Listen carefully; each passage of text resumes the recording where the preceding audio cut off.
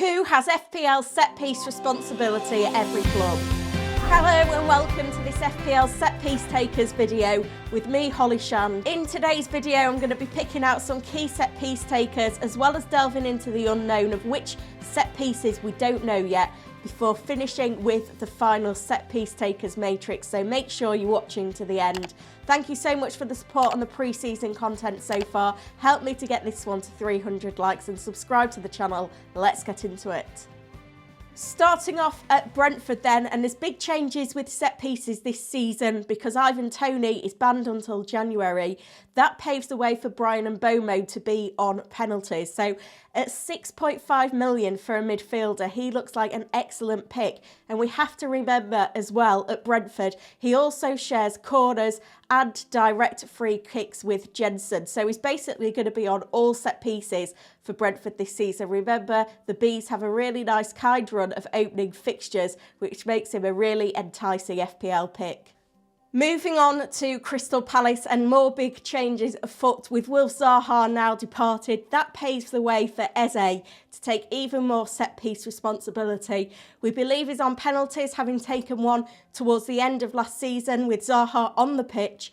And then we know that he shares direct free kicks and corners with Elise as well. And the other thing to bear in mind is Elise has been rumoured to be moving away from Crystal Palace, and if that does happen, then Eze is going to be on all set pieces. And at 6.5 million, that makes him an absolute bargain. We have to bear in mind how good he was as an attacking player under the Hodgson era. That's set to continue. Adding an increase in set pieces, he could make a mockery of his price tag, even with some stiff early opening fixtures. Now, one of my all-time FPL favourites, Bruno Fernandes, he's on penalties at Manchester United. Now, strangely, Manchester United were only awarded 3 spot kicks last season. Generally, most seasons, they tend to be the top team for penalties awarded. So hopefully we see a shift back to that tradition, which will only open up more routes to fantasy points for Fernandes, because we know when he does get on the score sheet, he basically dominates for the bonus points as well. And he does have some set piece responsibility as well. There is a little bit of competition at Manchester United, so he does share corners with Shaw and Eriksen, as well as direct free kicks. But Eriksen, I think he'll have a reduced role for Manchester United this season with the arrival of Mason Mount. It'll be interesting to see whether he gets in on the set pieces as well, but being on penalties is really the key one for Fernandes here. Now, we're always trying to maximise our routes to points in FPL, so to have a defender on set pieces is very, very powerful, and Kieran Trippier is top dog when it comes to that because he is the set piece specialist for Newcastle United. He does share some direct free kicks with Fabian Schär. He's also on corners and he basically takes all of them. If we look at some of the underlying numbers for this season, all of these taken from the Fantasy Football Hub Opta Stats tool, which you can get access to as a member with 50% off. He was top for corners taken last season with 216, indirect free kicks with 70, and from the 12 direct free kicks he took last season, he scored 1. So really promising numbers from Trippier. Obviously, very tricky start to the season for Newcastle United, which is why you won't see him in many Game Week 1 teams. But as soon as those fixtures swing, hopefully he's going to be a key pick for us. Now, if he does perform well in the opening game weeks, then he will retain his price, 33% owned at the moment.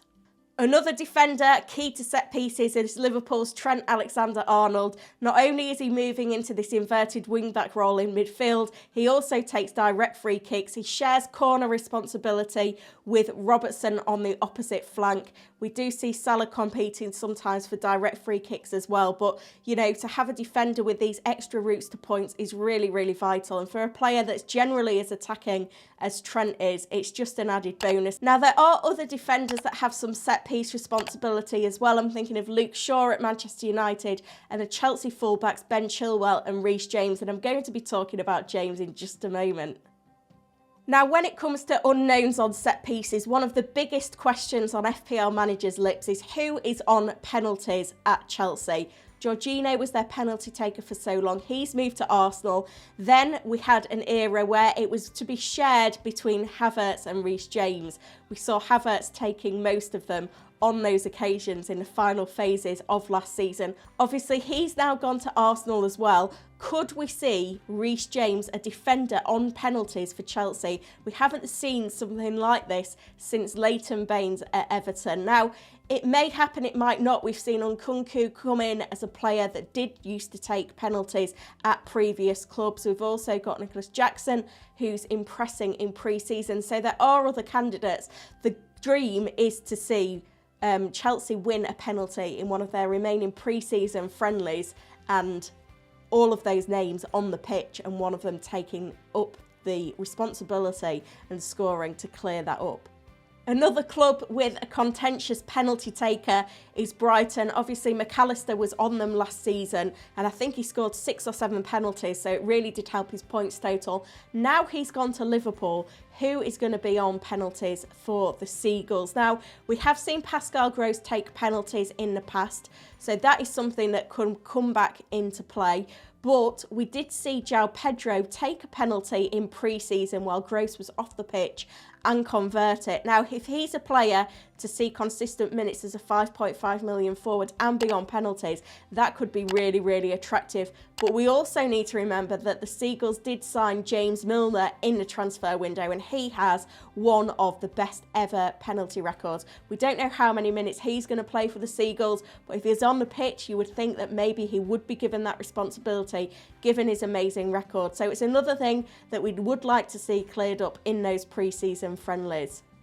We've also got a situation at Wolves where we've had Neves and Jimenez both depart. Could this pave the way for Hee-Chan Hwang to be on penalties for Wolves? Something that could happen. Again, another nice cheaply priced forward. That would give him a huge boost in terms of his attractiveness for FPL managers. But, you know, Wolves aren't a team that score a lot of goals, so there are a few concerns there before picking him up. If we have a look at the overall matrix then, I'm recording this video on the 27th of July, so things could change as the transfer window picks up pace into August, but this is the best scenario of what we know so far. Interesting developments at Fulham with Mitrovic set to depart.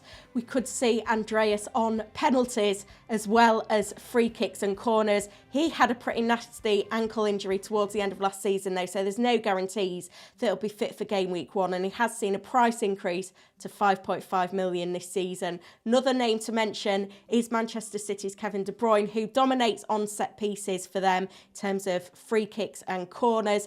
With Mahrez out of the equation, De Bruyne will be even more responsible for these, which could make him an even more attractive fantasy asset. And even Haaland as well. Mahrez nicked a penalty off him last season. That's not going to happen this season with Mahrez gone.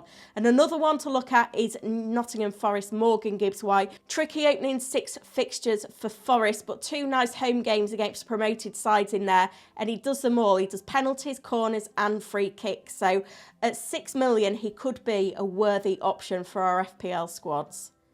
I hope you found this video useful. It took me a long time to put the matrix together, so if you've enjoyed it, please leave a like. Let's get this one to 300 likes. Subscribe to the channel as well. I'd love to hit 20k for the start of the season. Thank you for watching. I'll be back very soon with another video.